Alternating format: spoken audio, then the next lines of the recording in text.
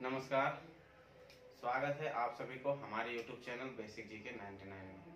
आज हम लोग चर्चा करेंगे ग्लोबल इनोवेशन इंडेक्स 2021 के बारे में। क्या ग्लोबल इनोवेशन इंडेक्स 2021 इसे ही GII कहा जाता है। क्या GII। अब सबसे पहले हम लोग देखेंगे कि ये चर्चा में क्यों है। GII चर्चा में क्यों है। चर्चा में क्यों है, बता दो कि हाल ही में ग्लोबल इनोवेशन इंडेक्स यानी वैश्विक नवाचार सूचकांक 2021 जारी हुआ है। इंडेक्स में भारत ने 2020 की तुलना में 2 पायदान की छलांग लगाकर 46वां स्थान प्राप्त किया है।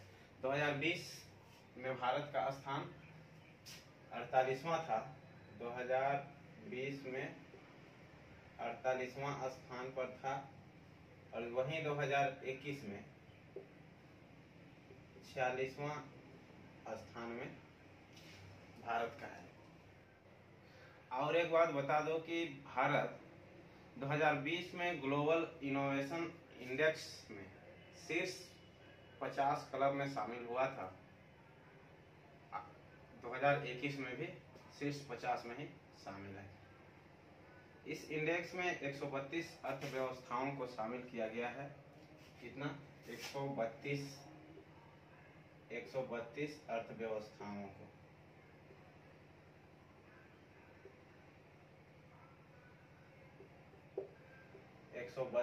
अर्थव्यवस्थाओं को शामिल किया गया है। अब हम लोग देखेंगे ग्लोबल इनोवेशन इंडेक्स की रिपोर्ट की प्रमुख बातें। अब इसमें है स्विट्जरलैंड पहले स्थान पर। स्विट्जरलैंड पहला स्थान पर।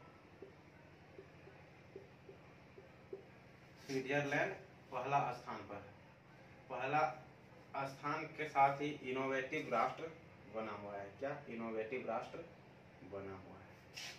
वहीं इंडेक्स में स्वीडन को दूसरा स्थान प्राप्त हुआ है। स्वीडन को दूसरा स्थान। संयुक्त राज्य अमेरिका को तीसरा स्थान। संयुक्त राज्य अमेरिका तीसरा स्थान।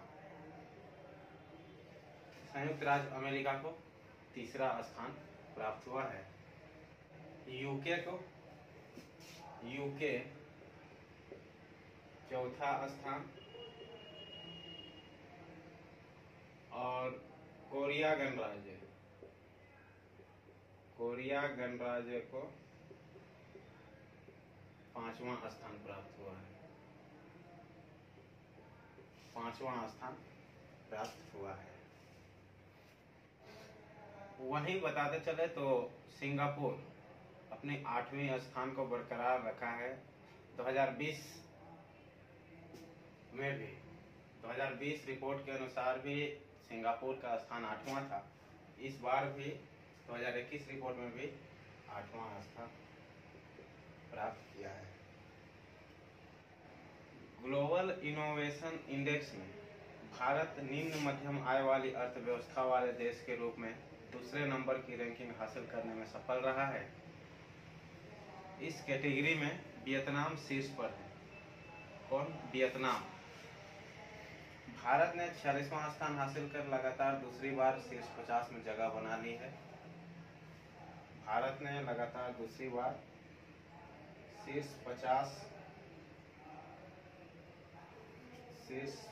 50 में अपना जगह दूसरी बार बना ली। गौरतलब है कि वैश्विक नवाचार सूचकांक 2020 में भारत को 48वां स्थान मिला था। 2020 में 48वां स्थान मिला था। 2021 में 40वां स्थान प्राप्त किया है। भारत आईटीसी सूचना एवं संचार प्रौद्योगिकी सेवाओं के निर्यात, सरकारी ऑनलाइन सेवाओं, विज्ञान और इंजीनियरिंग में स्नातक जैसे संकेतों में शीर्ष 15 देशों में शामिल है। क्या सूचना एवं संचार प्रौद्योगिकी सेवाओं, सरकारी ऑनलाइन सेवाओं, विज्ञान और इंजीनियरिंग में स्नातक जैसे संकेतों में शीर्ष 15 देशों में शामिल है। आईआईटी बॉम्बे, आईआईटी दिल्ली और भारतीय विज्ञान संस्थान बेंगलुरु जैसे शिक्षण संस्थानों ने भारत की स्थिति को बेहतर करने में योगदान दिया है। एस&टी क्लस्टर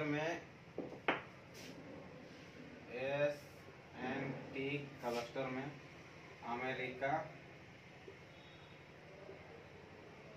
अमेरिका के 24, चीन के 19, जर्मनी के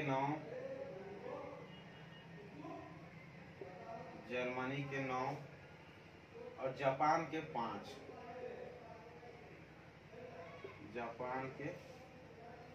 5 शहर शामिल हैं।